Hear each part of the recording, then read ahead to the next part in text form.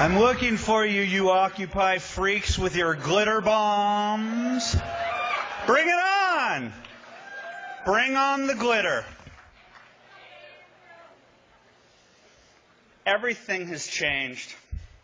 Everything has changed in the last few years. Conservatives used to take it, and we're not taking it anymore.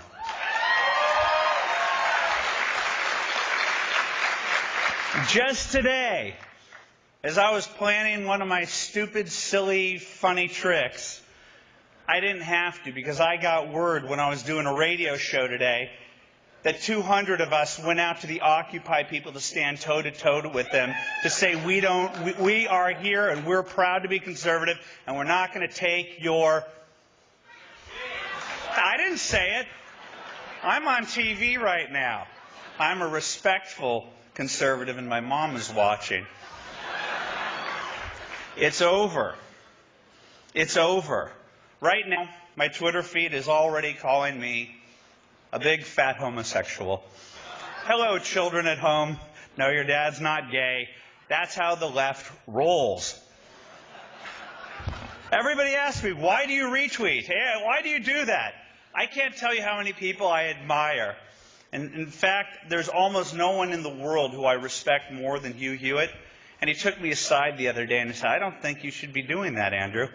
I don't think you should be doing that. Well, Professor Hewitt, on this issue, I disagree. Because they've held over our heads with contempt the false narrative of their innate tolerance. The least tolerant people you will ever meet in your entire lives. I know it. I live it every single day. And I retweet it to remind them that I know exactly who they are. This next race, over the next year, everybody asked me, by the way, to come here to speak about tolerance and unity. I'll get to that a little bit later. Because this is my war cry for 2012. You need to join me in this war against the institutional left. This is not your mother's Democratic Party. Duh. Duh. John Podesta, George Soros. This is not your mother's Democratic Party either. You know whose party it is? Well, just this Sunday, thanks to Tucker Carlson, thank you, Tucker, I had the chance of a lifetime to spend an enchanting evening with Bill Ayers and Bernadine Dorn. A Super Bowl party from hell. People said on Twitter, conservatives, you're palling around with terrorists. I'm like, well, if I'm palling around with terrorists, I'm not the best house guest because I'm still going to destroy everything that they stand for, even though Bill Ayers is the best damned cook I've ever experienced in my entire life. You have no idea how good his succulent ribs were. The butternut squash, the carrot with a hint of ginger soup was extraordinary. The whitefish, the selections of wine at this dinner. I had dinner with the 1%, my friends. Bill and Bernadine Dorn. I thank you from the bottom of my heart. You were charming. I mean that. You were. But then again, so was Ted Bundy. So it doesn't really mean that much in the whole scheme of things. And I have a thesis about who we're fighting against. This is the hard left.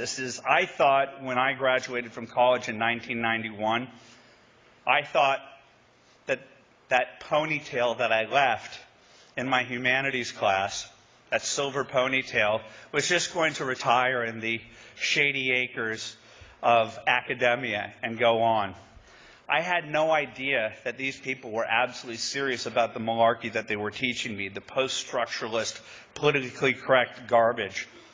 Unfortunately, in the year 2004, the radical left basically did a coup d'etat of the Democratic Party and basically kicked a person that 4 years before was called the standard bearer of decency in the Democratic Party, and that was Joe Lieberman. That was over. That was the end of the Democratic Party, and after the 2010 election cycle, the DLC went under. It's over. There's no such thing as a moderate Democrat. And so what do we get now in Barack Obama? Well, I've got videos, by the way. This election, we're going to vet him. I've got videos. This election, we're going to vet him from his college days to show you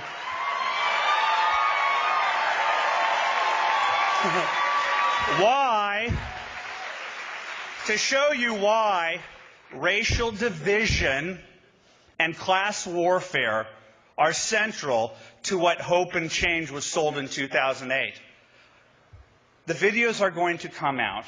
The narrative is going to come out that Barack Obama met a bunch of silver ponytails back in the 1980s, like Bill and Bernadine Dorn, who, equally radical, said one day we're going to have the presidency, and the rest of us slept while they plotted and they plotted and they plotted, and they oversaw hundreds of millions of dollars in the Annenberg Challenge, and they had real money from real capitalists who gave it on to their children and their children's children, and then they become communists. We got to work on that. We got to work on that. That's a parenthesis. Barack Obama is a radical. We should not be afraid to say that. Okay? And Barack Obama was launched from Bill and Bernadine's salon. I've been there. It became a self-evident truth to me that there's zero chance that this incredible chef did not cook many a meal for Barack Obama. Don't tell me ABC, CBS, and NBC I don't have the that I can't posit that theory, because it's a self-evident truth. Just like it was a self-evident truth that he was with Jeremiah Wright, and just as it's a self-evident truth that when he was at Harvard, he was advocating for the worst of the worst to join the faculty. Radicals at Beirut on the Charles. And that is who's in the White House, and that's who's outside right now telling you you don't have a right to be here, and who would squelch your free speech just as easily they do at Harvard, Vassar, Yale, Wesleyan. They're a bunch of totalitarian freaks.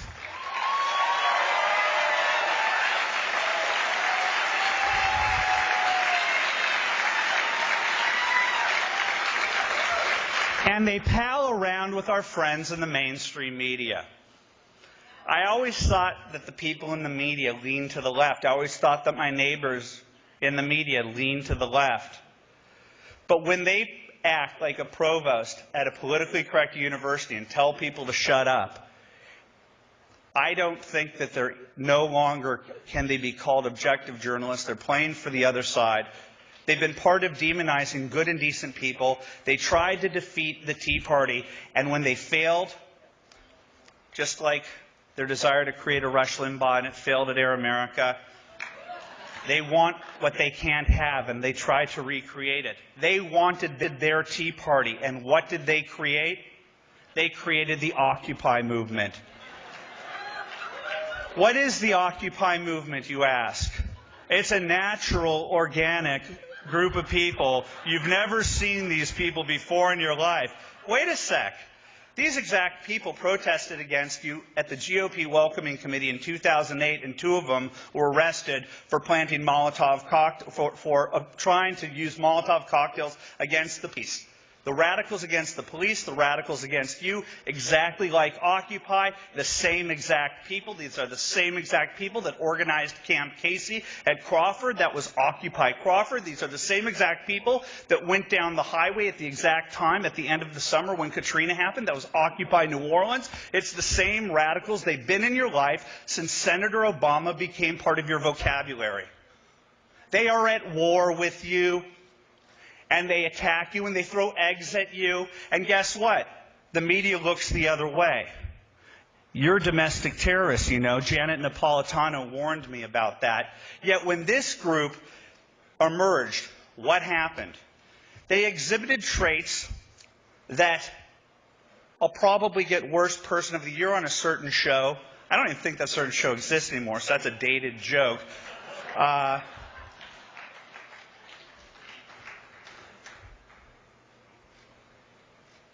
These people,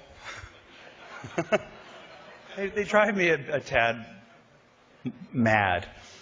Bernadine Dorn, as we ended our dinner, said something very important, because she kept talking about the anti-war movement.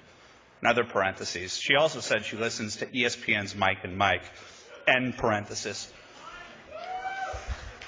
Take that what you will. And this is my thesis, that the anti-war movement was never about anti-war. It was a Saul Alinsky community organizing tool to get Barack Obama and the left elected. It went away immediately. And the mainstream media created a narrative called The Story of the Year, Time magazine. But they will not tell you the true story of what happened. This is exactly the anti-war movement. How do I know this? If I tell that to ABC, CBS, and NBC, they say that's a conspiracy theory. This is just a bunch of organic people. There's no organization going on, even though we have the emails to prove it, or the undercover videos of Natasha Leonard from the New York Times orchestrating with the radicals. Oh, that didn't mean anything. It did mean a lot, actually. Bernadine Dorn told me while at our lovely dinner, when I was snarkily pointing out to her, whatever happened to the anti-war movement? And she let loose an affirmation of everything I know to be true. She says, well, that's not true.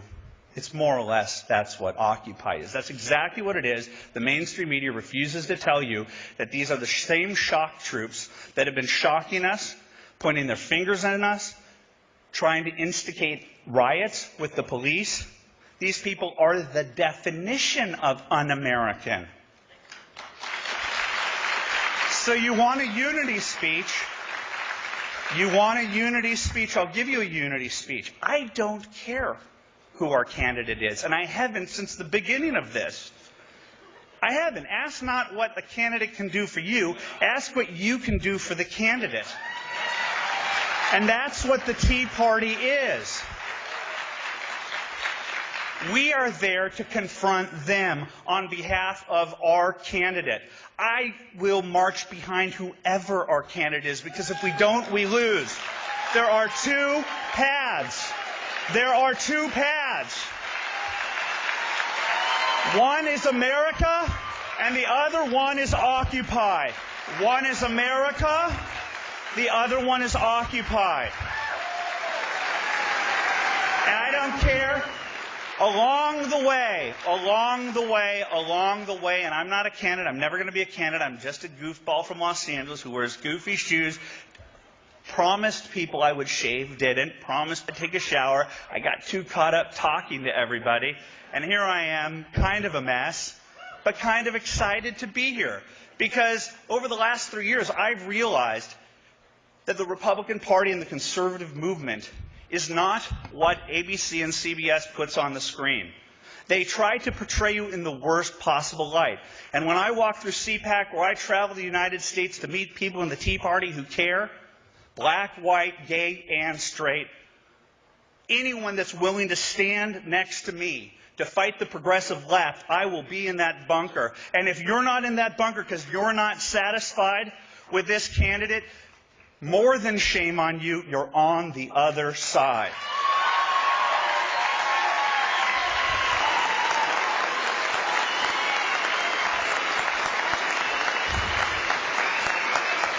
Thank you. Thank you. I'm just going to tell you right now, I want to end it on a media bashing note, because that will uplift me like a Dionne Warwick final rendition. We're watching you to play the race card, MSNBC.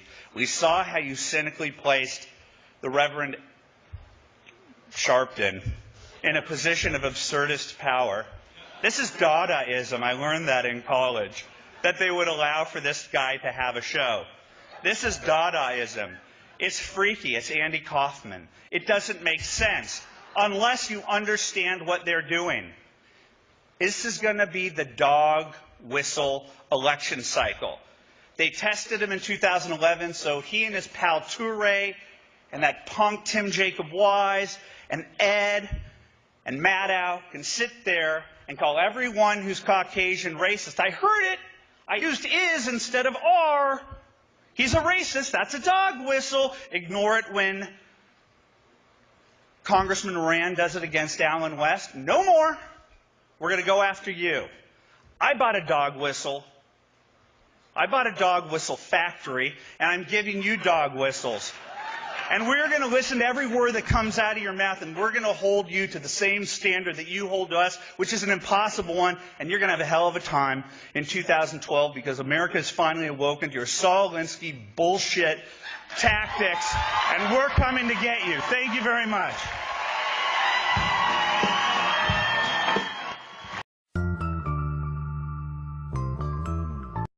And I retweet it to remind them that I know exactly who they are. This next race, over the next year, everybody asked me, by the way, to come here to speak about tolerance and unity. I'll get to that a little bit later. Because this is my war cry for 2012. You need to join me in this war against the I didn't say it.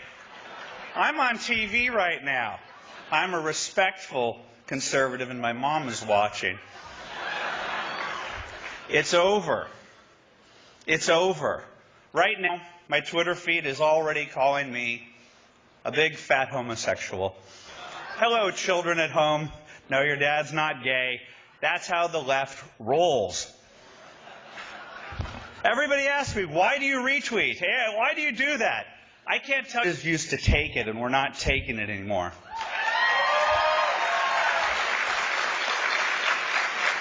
Just today, as I was planning one of my stupid, silly, funny tricks, I didn't have to because I got word when I was doing a radio show today that 200 of us went out to the Occupy people to stand toe-to-toe with them to say we are here and we're proud to be conservative and we're not going to take your...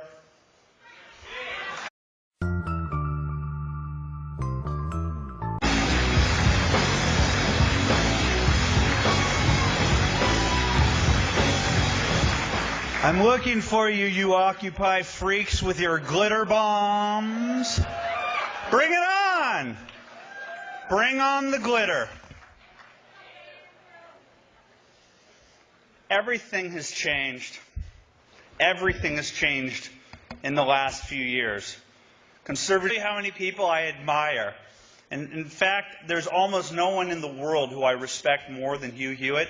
And he took me aside the other day and he said, I don't think you should be doing that, Andrew. I don't think you should be doing that. Well, Professor Hewitt, on this issue, I disagree. Because they've held over our heads with contempt the false narrative of their innate tolerance. The least tolerant people you will ever meet in your entire lives. I know it. I live it every single day.